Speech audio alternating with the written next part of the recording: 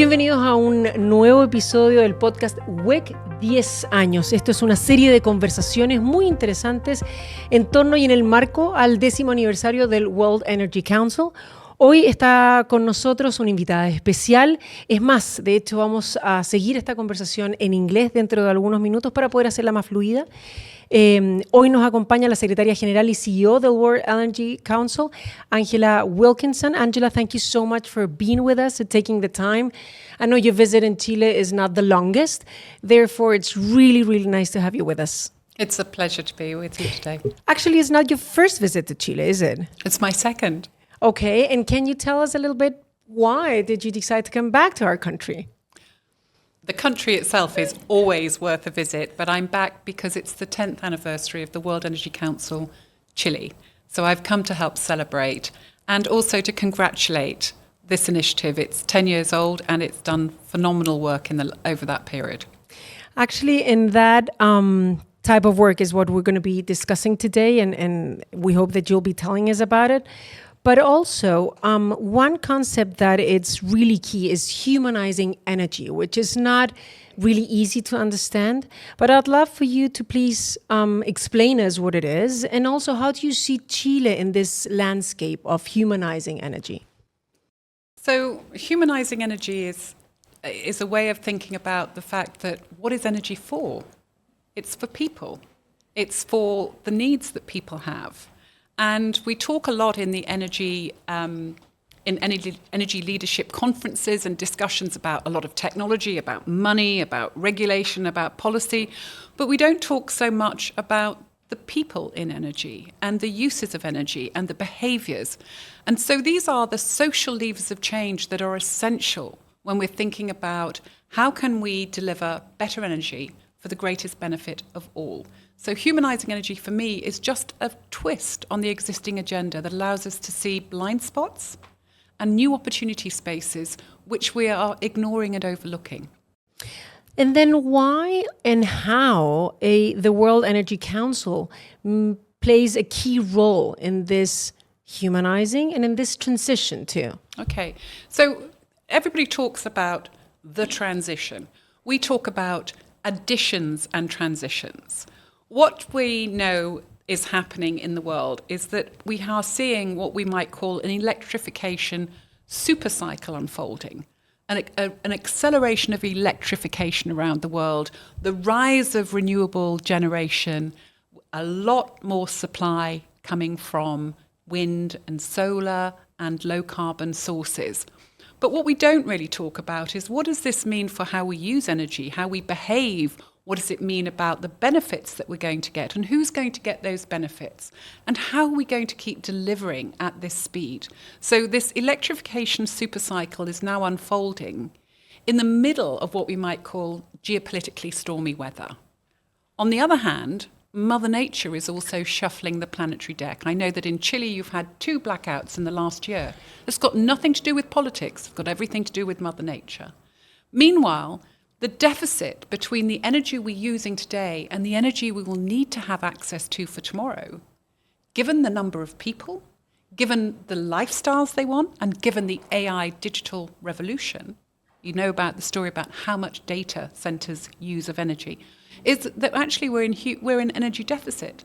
So if we really want to tackle the real transitions agenda, it's really vital that we have new voices, new metrics, and we start talking about user centricity, not just how much supply and can we swap out one supply for the next. And then what would you prioritize among those focuses or spotlights that you think is the key in order to get to that evolution, to that change? So this is one of the most significant moments in energy for 100 years. Right? So if we really want to deliver energy for the greatest benefit of all, billions of lives and a healthy planet, then we have to think about we're in this shift from energy scarcity to energy abundance. There's no shortage of wind or solar, right? It's not like fossil fuels.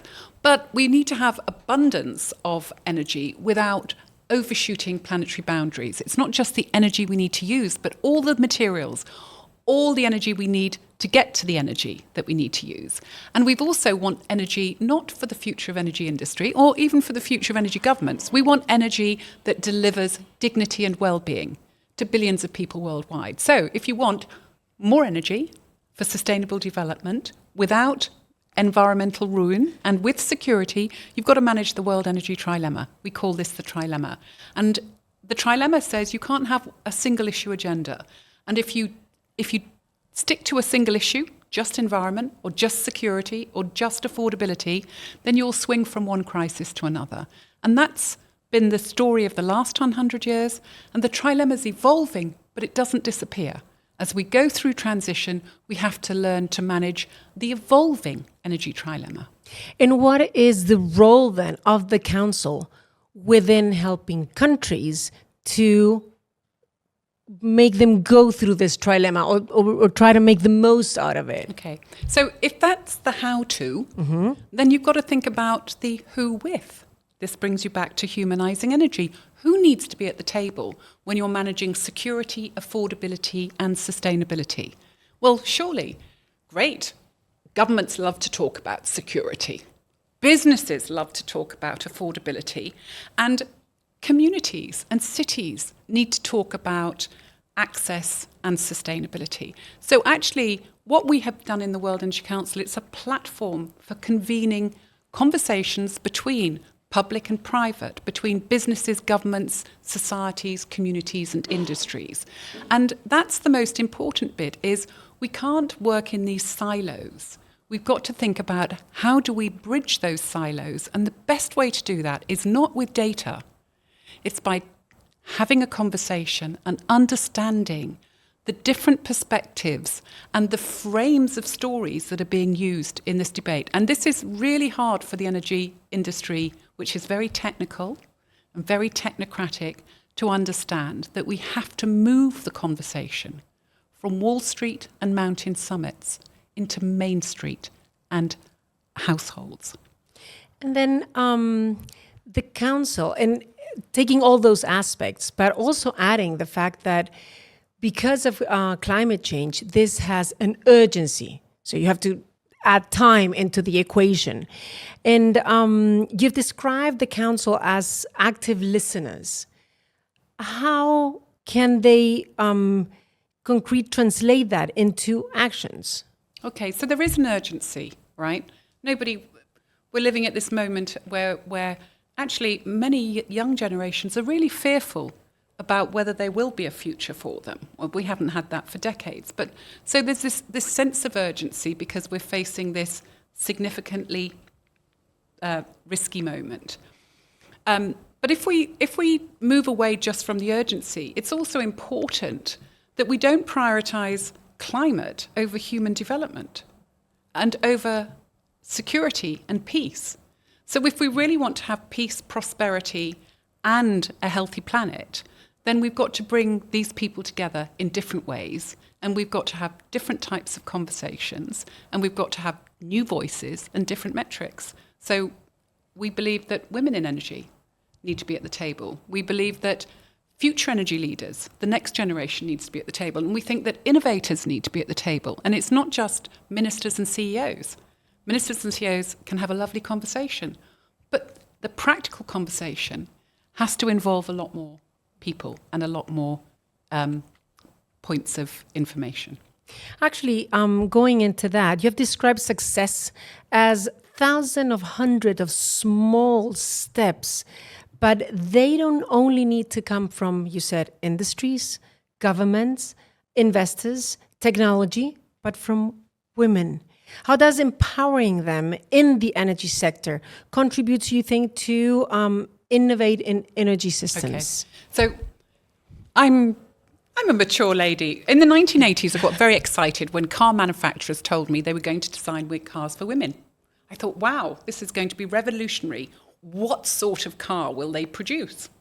And then I found out what they meant was they were going to work out where to put the vanity mirror so I could put my lipstick on. And that was considered designing for women. And we're doing exactly the same with energy systems. Half the world's population are women. Women make 70% of the decisions about energy use in the home. but there's less than 20% of them are making decisions about the future of energy systems and what they're going to provide.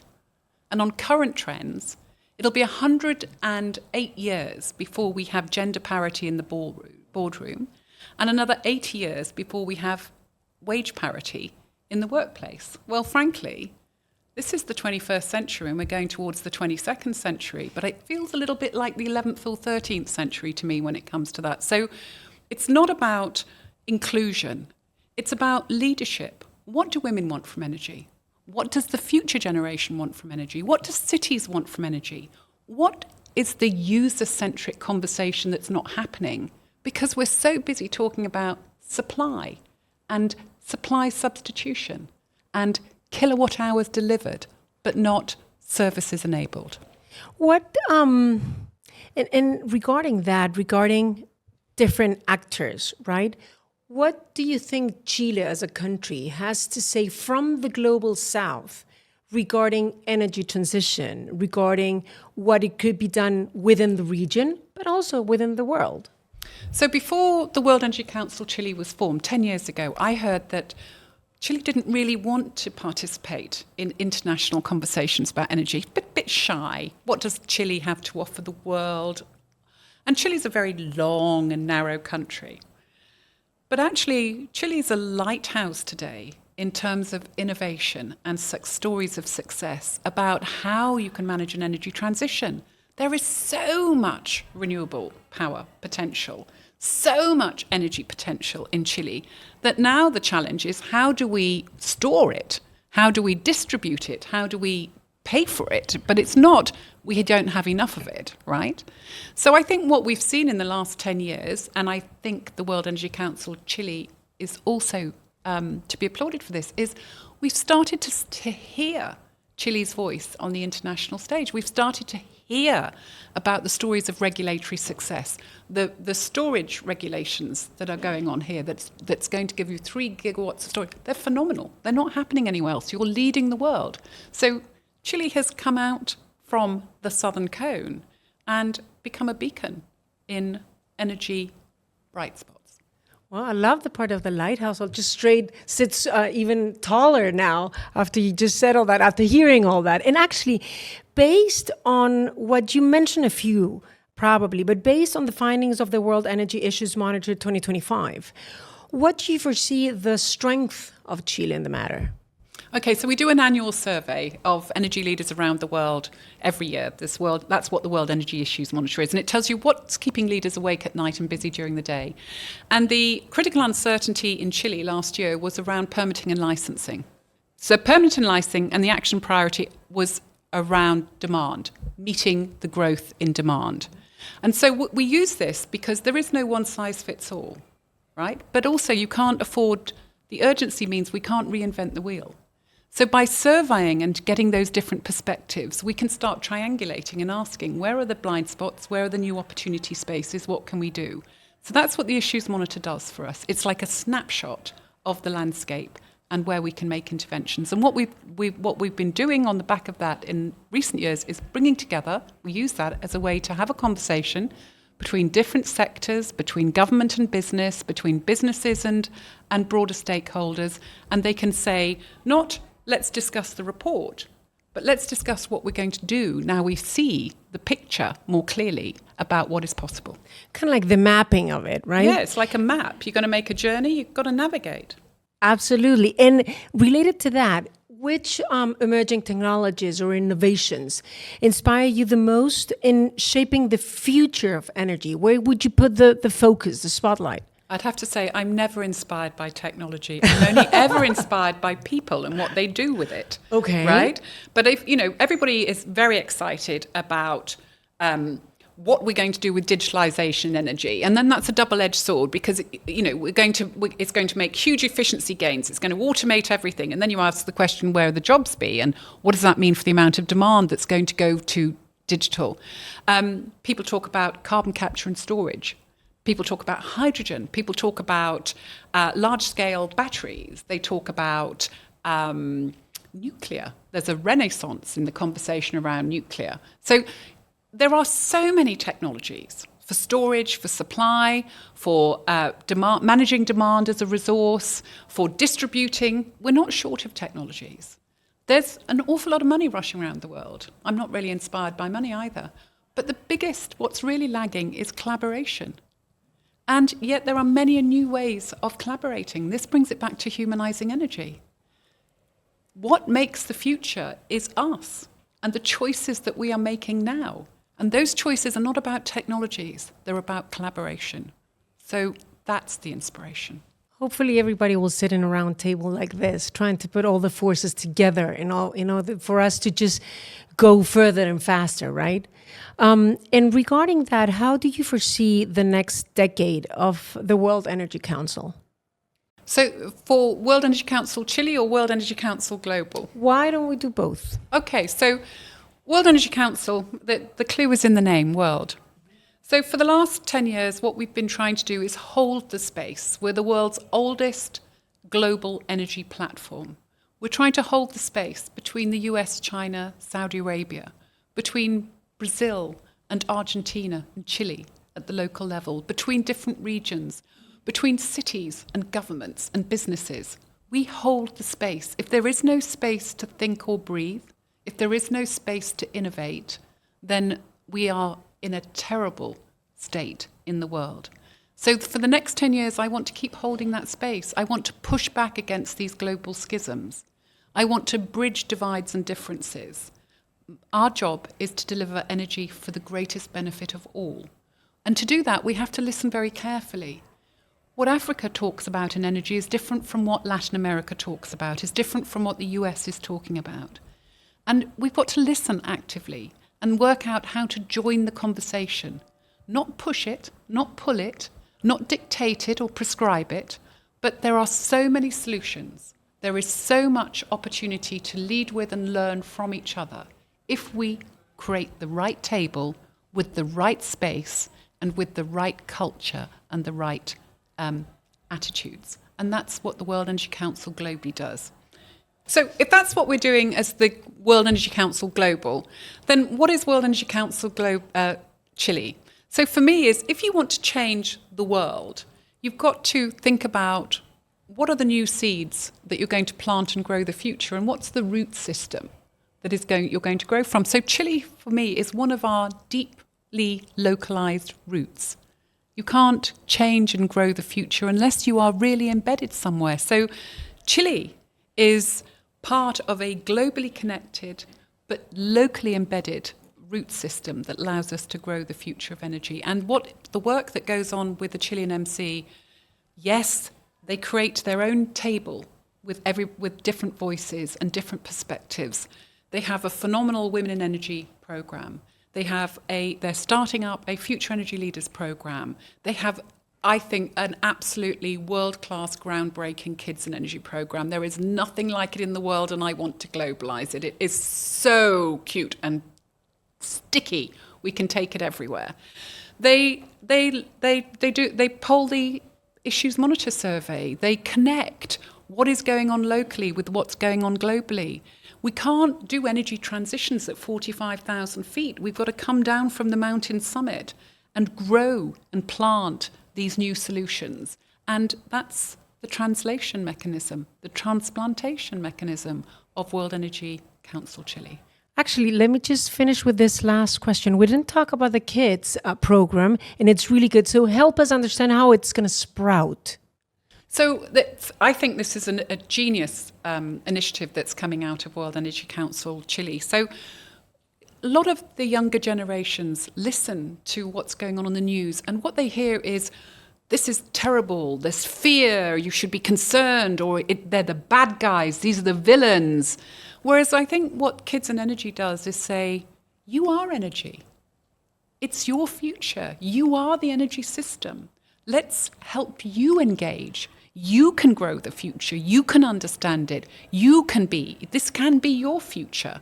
And it's not done by trying to brainwash anybody. It's not done by trying to greenwash anything. It's just lovely, interactive, build a little windmill, Build a little solar panel. Have a conversation about where your energy comes from. Have a conversation about who in your family needs more energy and how you could be a hero in that story. I think it's genius. So that eco-anxiety, just avoid it and make it energy and actions. Turn it into positive energy. Wonderful. Let's just leave it there. Angela Wilkinson, we could keep on talking about it. Thank you so very much to spending this time with us and to talking about what's going on in the world and also in Chile. Congratulate you for the 10 years. I think a big round of applause to World Energy Council Chile. Phenomenal progress. Thank you very much.